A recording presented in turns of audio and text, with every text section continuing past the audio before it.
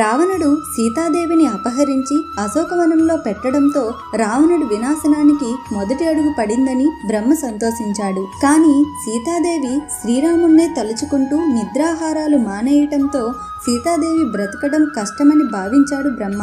అలా అయితే శ్రీరాముడు భూమిపై జన్మించిన దైవ కార్యం నెరవేరదని భావించి ఇంద్రుడిని పిలిపించి దివ్య పాయసాన్ని ఇంద్రుడికి ఇచ్చి సీతమ్మ దగ్గరకు పంపించాడు. ఇంద్రుడు సీతమ్మ దగ్గరకు వెళ్లి దివ్య పాయసం ఇవ్వబోయాడు. కానీ ఇంద్రుడి రూపంలో ఉన్నది రావణుడేమో అని సందేశించిన సీతాదేవి దేవతల్ని ఎలా గుర్తించాలో రాముడు చెప్పింది గుర్తుకు వచ్చి ఇంద్రుడిని పరిశీలనగా చూసింది. ఇంద్రుడు రెప్ప వేయటం లేదు, అతని పాదాలు నేలని తాకడం లేదు. ఇలా రాముడు చెప్పిన గుర్తులు ఇంద్రుడిలో కనిపించడంతో దివ్య పాయసం సీతమ్మ తాగింది. అందువలనే సీతమ్మ అశోకవనంలో అన్ని రోజులు జీవించి ఉండగలిగింది. కృష్ణుడు చిన్నప్పుడు బాగా అల్లరి చేసేవాడు. ఒకరోజు కృష్ణుడు చేసిన అల్లరి మితిమీరిపోవటంతో యశోదాదేవి కృష్ణుడికి ఎలాగైనా ఈరోజు బుద్ధి చెప్పాలని అనుకుంటుంది. దాంతో కృష్ణుడు ఒక కుమ్మరివాడి ఇంటికి వెళ్లి అక్కడ ఉన్న పెద్ద కుండలో దాక్కుంటాడు. యశోదాదేవి కుమ్మరివాడి ఇంటికి వచ్చి కృష్ణుడిని వెతుకుతూ ఉంటుంది. అప్పుడు ఆ కుమ్మరివాడి వెనుక ఉన్న కుండలో కృష్ణుడు దాక్కుంటాడు. దాంతో యశోదాదేవి ఆ ఒక్క కుండ తప్ప మిగిలినవన్నీ వెతికి వెళ్లిపోతుంది. కుండలో ఉన్న కృష్ణుడు నన్ను కాపాడినందుకు ధన్యవాదాలు, నన్ను బయటకు తీయండి అంటాడు. కానీ ఆ కుమ్మరివాడు మాత్రం నిన్ను కాపాడాను కదా, నాకు ఒకటి ఇస్తేనే నేను నిన్ను బయటికి పంపిస్తాను అంటాడు. సరే మాట ఇస్తున్నా అని చెప్పి బయటకు వచ్చి ఏం కావాలి అని అడుగుతాడు.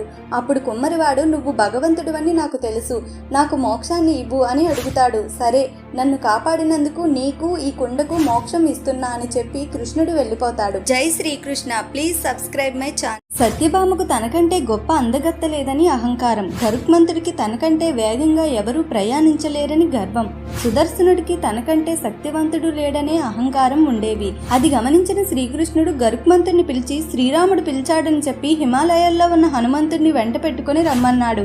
హనుమంతుడి దగ్గరికి వెళ్లిన గరుడు శ్రీరాముడు ద్వారకలో ఉన్నాడని హనుమంతుడిని రమ్మన్నాడని చెప్పగానే గరుత్మంతుడు కంటికి కూడా కనిపించినంత వేగంతో హనుమంతుడు ద్వారకా చేరుకొని శ్రీకృష్ణుడు రూపంలో ఉన్న శ్రీరాముని దర్శించుకున్నాడు.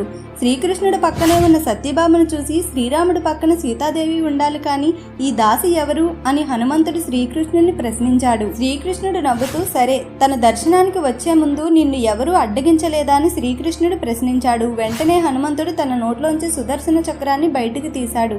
దాంతో గరుత్మంతుడికి సత్యభామాదేవికి సుదర్శనుడికి అహంకారం తొలగిపోయింది. తిరుమలలో మనం జుట్టు ఎందుకు ఇస్తామో తెలుసా? వెంకటేశ్వర స్వామి ఒక చీమల పుట్టలో ఉండేటప్పుడు బ్రహ్మదేవుడు ఒక ఆవు రూపం దాల్చి రోజు ఆ చీమల పుట్ట దగ్గరకు వచ్చి పాలిచ్చేవాడు. అది గమనించిన ఆవుల కాపరి ఆ ఆవు మీదకు తన గొడ్డలి విసురుతాడు. అప్పుడు వెంకటేశ్వర స్వామి ఆ ఆవుకి అడ్డంగా నిలబడతాడు. దాంతో ఆ గొడ్డలి వెంకటేశ్వర స్వామి తలకి తగిలి దెబ్బ తాకి రక్తం కారుతుంది. కొన్నాళ్లకు ఆ దెబ్బ తగ్గుతుంది, కానీ అక్కడ వెంట్రుకలు రావు. ఒకసారి వెంకటేశ్వర స్వామి కొండ మీద పడుకొని ఉండగా ఆకాశంలో వెళుతున్న నీలాదేవి అనే గంధర్వ కన్య వెంకటేశ్వరుని చూసి కిందకు వస్తుంది.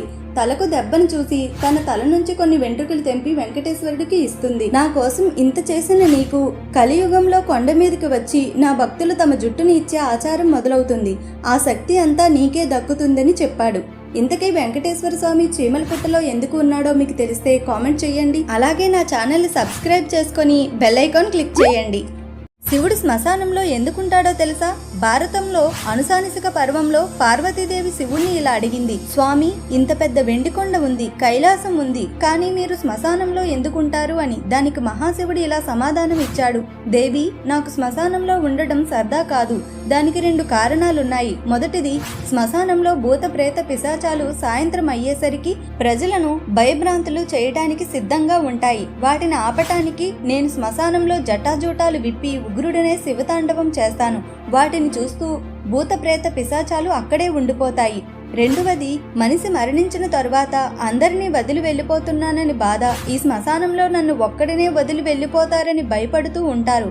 అప్పుడు నేను నీకు తోడుగా ఉన్నానని వాళ్ళకి ధైర్యం చెప్పటానికి అక్కడ ఉంటాను దేవి అని బదులిచ్చాడు. తల్లిదండ్రులు తమ బిడ్డల్ని ఎలా ప్రేమిస్తారో అలాగే పరమశివుడు మనల్ని కంటికి రెప్పలా కాచుకొని ఉంటాడు. ఓం నమః శివాయ. Please subscribe my channel.